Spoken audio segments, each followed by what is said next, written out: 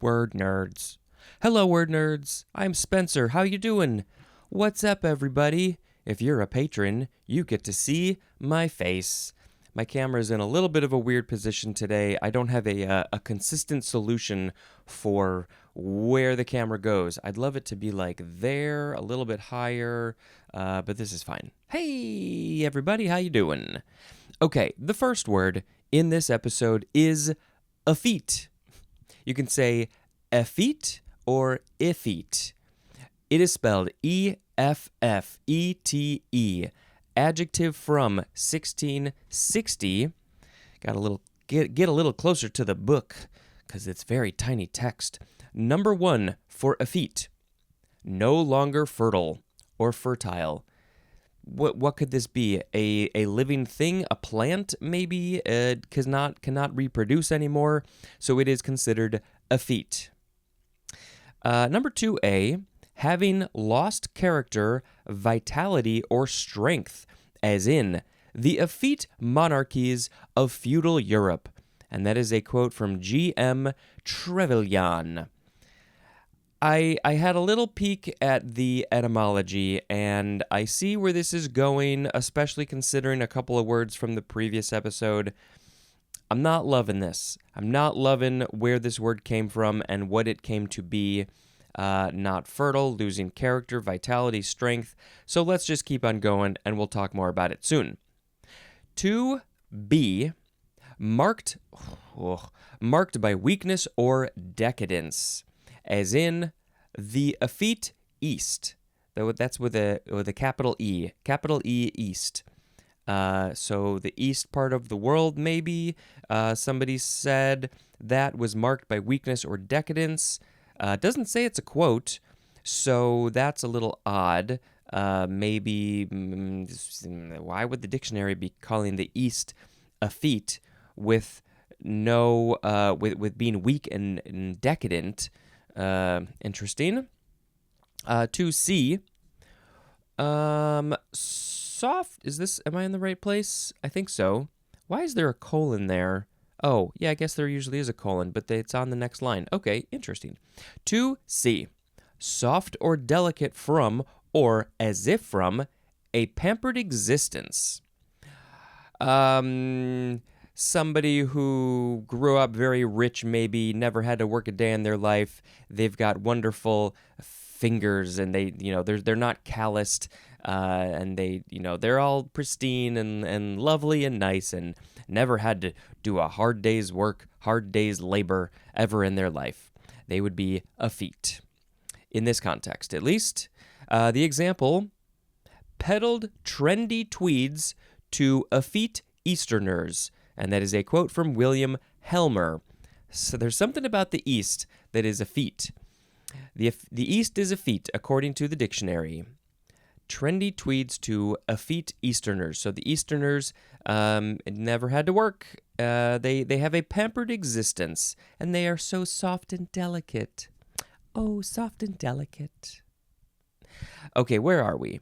Do we have another example? We do, and we have more definition and another example. So the other example is effete, tender feet. It's an interesting combination of words there.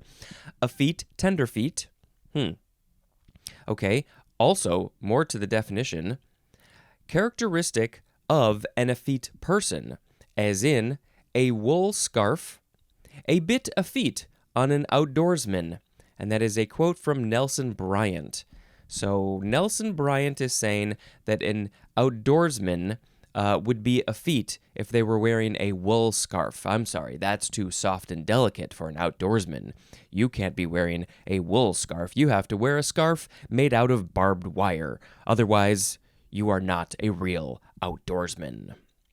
And also the blood of your enemies. Okay, number 3, this is the last one. The synonym is the number 1 definition for the word effeminate, which was in the previous episode. What are we on? The adjective. So what does that say? Having feminine qualities untypical of a man, not manly in appearance or manner. Fuck you. That's what I have to say. I'm sorry. I just feel like, in general, this word is not nice. That's not to say it's sometimes used in a positive way or a not nice way, but often it's meant to be not nice, and I don't like that. Okay, so the example for the third definition, which is the number one definition for the word effeminate, is a good-humored, effete boy brought up by maiden aunts. And that is like AUNTS, your aunts, your parents' sisters. That is a quote from Herman Wouk, or Woke?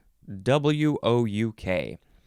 A good-humored, effete boy brought up by maiden aunts. So, yep, what they're saying is that because he was brought up by his aunts, he has these more feminine qualities. What were the words? Untypical of a man. Now, untypical is not a particularly judgmental word, so that's good.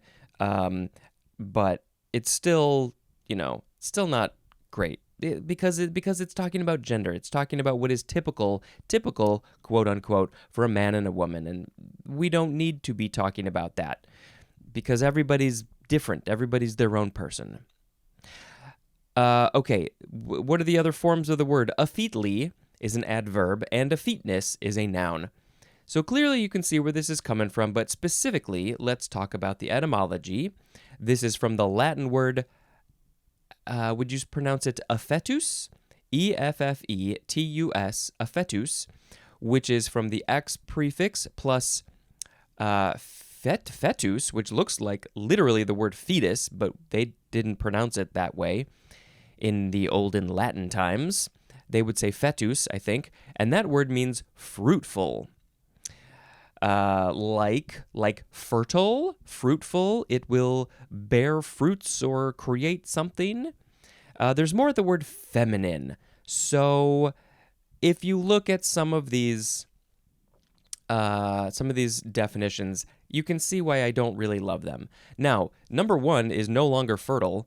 We are, the word literally comes from the Latin word fetus, which means fruitful. So like that literally makes sense. You put the X at the beginning of it, and it's just not fruitful, I guess. But when you add in the whole feminine thing, you're like, well, wait, what's that? But then, particularly we got 2A, having lost character, vitality, strength. It's still about not being fertile, I guess. But because it has such close connotations to being feminine, that's when it really starts to bug me. Weakness, decadence, there's judgment behind it, whether anybody meant it or not, and I'm sure that they did way back in the day. When is this from? 1660.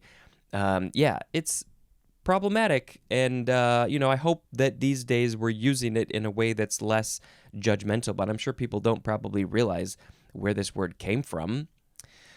Okay, enough about that. Let's make a sound. Let's say, hey! That's the sound effect. Next is efficacious, adjective from 1528, having the power to produce a desired effect, as in an efficacious remedy. The remedy will produce the effect, and it will produce the effect. It has the power. That's the important part. It has the power to produce the effect. Will it? Maybe, probably, but not necessarily. It can, and it will try to very hard. The synonym is the word effective, efficacious, basically the same idea going on there. Efficaciously is an adverb, and efficaciousness is a noun. The etymology isn't very interesting, so I'm just going to say, hey! Next is efficacity. Efficacity. Noun from the 15th century, the synonym is efficacy, which was that in the previous episode or is it in this episode? Oh, you know what? It's the next word. Hey. Efficacy. Noun from the 13th century. The power to produce an effect. So how is that different than efficacious? So efficacious is, let's see. So efficacious is an adjective. First of all, that's the big difference. And efficacy is a noun. So efficacious is having the power to produce a desired effect, and efficacy is is literally the power to produce an effect. So something that is efficacious has efficacy, because that is the power to produce the effect. Okay, class, we figured it out. Good job, everybody. Hey! Next is efficiency. I'll spell this one. Efficiency. Efficiency. Noun from 1633. 1. The quality or degree of being efficient. How efficient are you? How efficient am I being in this episode? Mostly efficient. Maybe some episodes have not been quite as efficient. I have such efficiency recording these podcasts. 2A. Efficient operation. Efficient operation is efficiency. Efficient operation. So the operation that you're doing is efficient. So it is efficiency. It has efficiency. It is efficient. Yeah. 2B1. Effective operation as measured by a comparison of production with cost, as in energy, time, and money. So if you are looking at how efficient something is, this operation, you're looking at how much energy it's being used, how much time is being used, and money. And so let's reread the definition. Effective operation as measured by a comparison of production with cost. So how much cost are we putting into this thing, and how much production are we putting into that cost, or how much stuff are we getting from that cost? How efficient are we with our time and money and energy? That's what it comes down to. But 2B2, this will be similar but different. The ratio of the useful energy delivered by a dynamic system to the energy supplied to it. So how much energy is put into a thing and how much energy comes out of that thing. And the ratio of that difference is efficiency. Number 3, the synonym is efficiency apartment, which we are going to talk about next. So it just got shortened to efficiency. I live in an efficiency, something that I have not actually heard of before. So I clearly don't live in one. What is it? Hey! Efficiency apartment. 2 words, noun from 1930. Pretty soon we're going to have to celebrate the 100th anniversary of efficiency apartments. A small, usually furnished apartment with minimal kitchen and bath facilities. What's the other name for these? Studio apartment. Would this be the same or is this different? It says it is a small apartment. It is furnished. And so, a studio apartment is literally like everything is in one room. Maybe the bathroom has its own separate room, but everything else is essentially in one room. Closet, bedroom, living room, kitchen. It's all very small and cheap. Cheaper than a regular apartment. But this one seems like, maybe there still could possibly be a separate bedroom. It doesn't really say. I'm guessing different cities maybe have different definitions or reasons why they would call a place an efficiency apartment. But it's minimal kitchen, small bathroom, and that's that. That's that. I never lived in one. I hope I never do. Hey! I almost forgot my sound effect. Hey! Efficiency expert. 2 words, noun from 1913. One who analyzes methods, procedures, and jobs in order to secure maximum efficiency. The maximum amount of efficiency. Called also efficiency engineer, which is not in here. I think it would have put it in all caps as like a synonym. Efficiency engineer. So they are engineering the efficiency of a place. They're an expert on how to be more efficient. They will come in and say, you are wasting a lot of energy, time, and money over here, so you gotta fix that, you dummy. I hope they don't use those words. Efficiency expert, efficiency engineer, and they're very helpful people. Hey!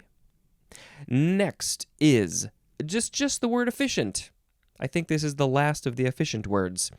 effficient. Adjective from the 14th century. 1. Being or involving the immediate agent in producing an effect. As in, the efficient action of heat in changing water to steam.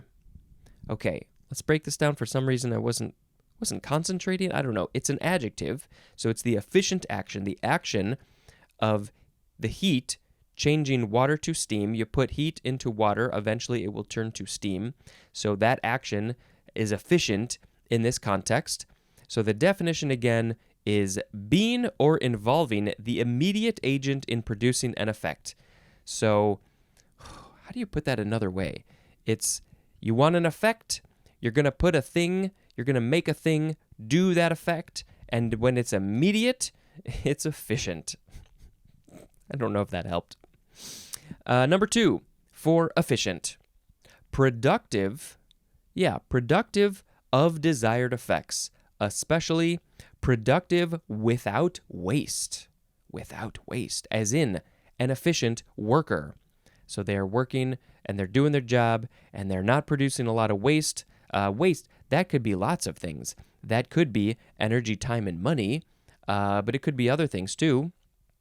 You don't want your workers to create waste in money because you want to save as much money if you're a business, save as much money as possible.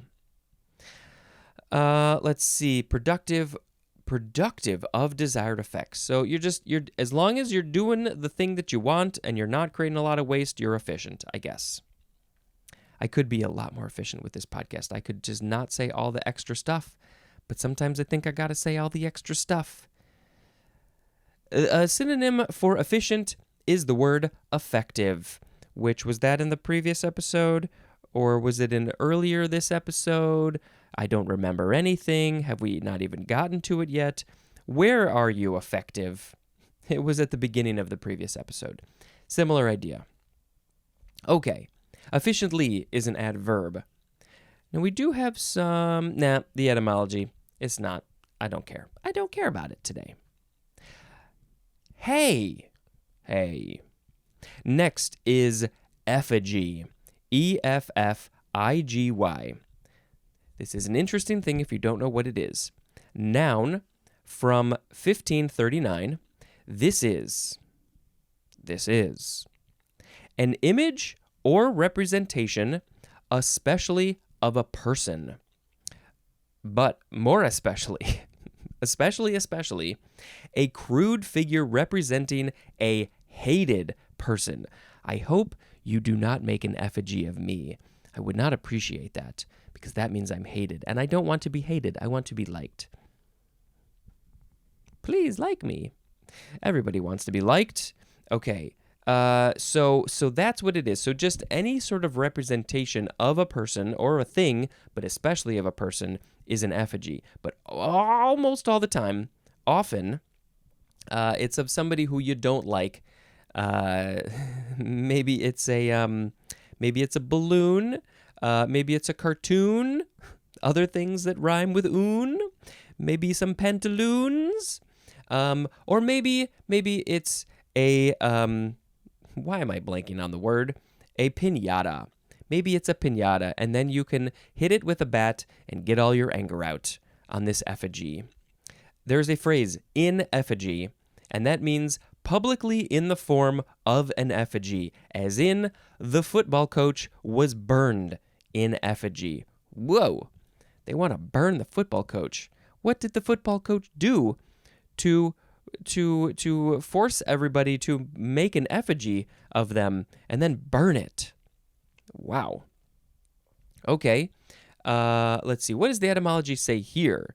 This is from the Latin effingere, which means to form, forming a thing, creating a thing, which is from ex prefix plus fingere, which means to shape. So shaping a thing is fingere, and then I guess if you put the ex prefix in front of it, it means to form. Forming, they're not that different, shaping and forming. Interesting. There's more at the word dough, D-O-U-G-H, because you form dough into a shape of a thing, maybe a bread, and, Never thought that effigy and dough would be connected.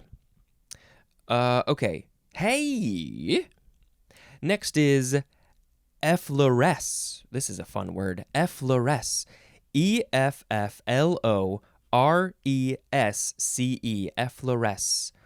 This is an intransitive verb from 1775. 1. To burst forth, and the synonym is bloom. Effluence. 2a. To change to a powder from loss of water of crystallization. To change to a powder from loss of water of crystallization. So when something is crystallized, it loses water, but then it becomes a powder? I guess if you crystallize, yeah. So I'm thinking of a big solid crystal, but no, I think this is maybe something smaller. When you maybe cook it or heat it or dry it, it loses the water, it becomes crystallized, and then it can be broken up into a powder or something. Effluence. 2b.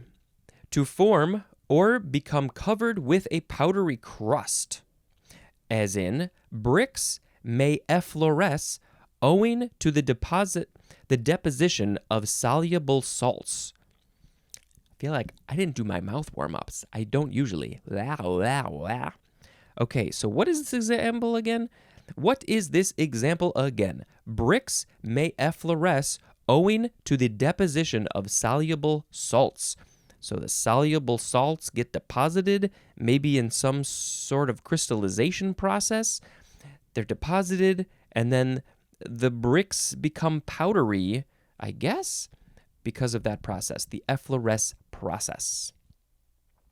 This is from the Latin efflorescere, which is from ex, plus florescere, which means to begin to blossom. And then you add on X, but it doesn't say what efflorescere means with the E at the beginning. Something about blossoming probably. And there's more at the word fluorescence. There's no E at the beginning of that one. It's just fluorescence. Okay. Effloresce. Hey, we got another word that's similar. Efflorescence. So it's fluorescence with an additional EF at the beginning. Noun from 1626. 1a. The action or process of developing and unfolding as if coming into flower. That's flower like the plant's flower, not the flour that you bake with. The synonym is blossoming, as in periods of intellectual and artistic efflorescence. And that is a quote from Julian Huxley. So this period of intellectual and artistic efflorescence was all about the action or process of developing and unfolding as if coming into flower. I feel like we're missing a word there. So it's all about working on your craft, turning into a flower, becoming who you really are. Efflorescence. Right? Blossoming. Yep. Growing up, going through puberty. Again, just, working on your craft and becoming who you be. 1b, an instance of such development. So just that whole process is also just called an efflorescence. 1c, fullness of manifestation, and the synonym is culmination. Culmination, fullness of manifestation. So the culmination of a thing, that is when you are fully blossomed. So the end of your blossoming period, I guess, would be also called efflorescence. I won't reach efflorescence until I die, I think. Number 2, the period or state of flowering. So I think we're literally talking about a flower here. The other ones possibly also very likely could have been called or could be talking about a flower. Fullness of manifestation. Once the flower is done, maybe it has literally blossomed. That is the efflorescence stage. Okay, so period or state of flowering. And then 3, the process or product of efflorescing, is that how you say that word? Efflorescing chemically. The process or product, let's break it down a little bit more. The process of efflorescing chemically is efflorescence. So this is, I guess it could be with plants. They're chemically efflorescing. So that is efflorescence. Or the product of efflorescing chemically. So the thing that comes from this chemical process would be also efflorescence. The efflorescence from the efflorescence stage going through efflorescence. So it's a word. That's a fun word. Fun words today. Efflorescent is an adjective, and it's going to have the same etymology as the previous word, which was effloresce. Okay, one more word for today. Hey, I think. Hopefully I didn't skip any like I have a couple of times. The last word is effluence or effluence or affluence. Or effluence, affluence. You spell it. E-F-F-L-U-E-N-C-E. Noun from 1603.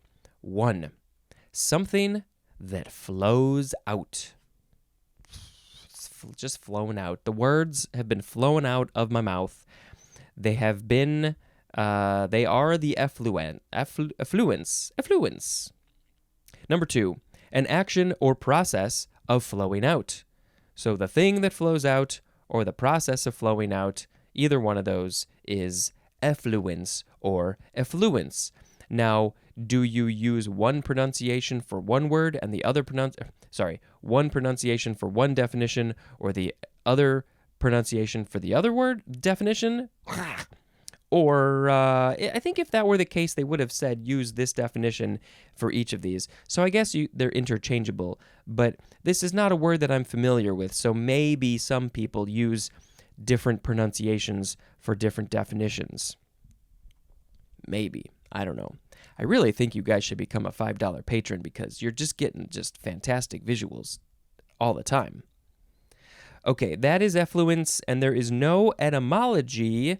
Probably, yes, definitely, because we're going to talk about that in the next episode with the word effluent or effluent. All right, let's reread the words and then come up with a word of the episode.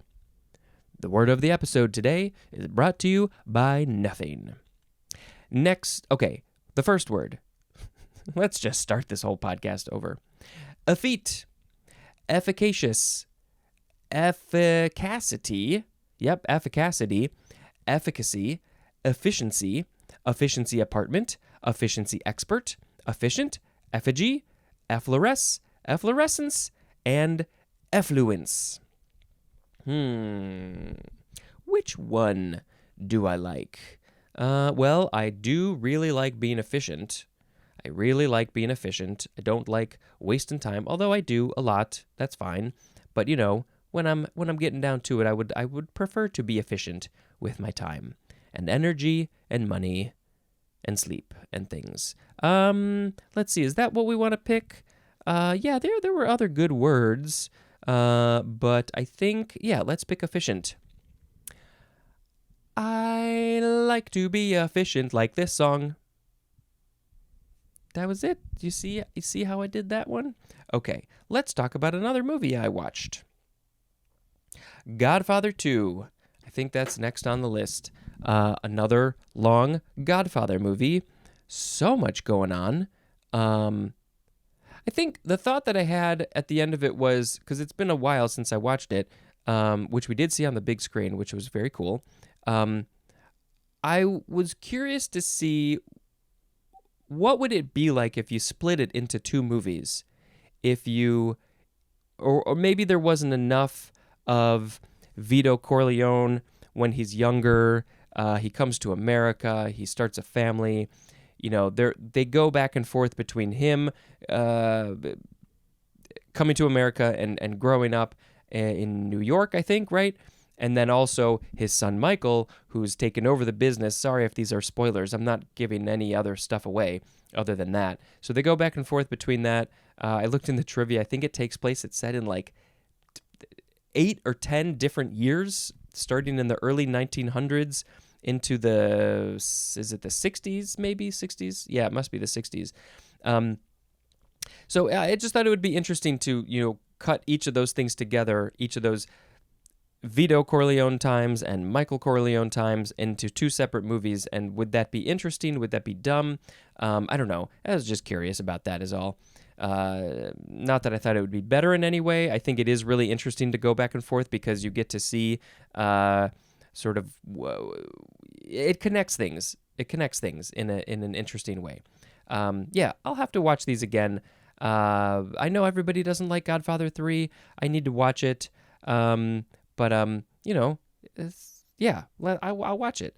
What is it? What is it? Is it Michael older? Is it the next generation coming in? I don't know. I haven't watched it. I don't think. All right. Hey, that's the end of the episode. Thank you very much for listening. And until next time, this is Spencer dispensing information. Goodbye.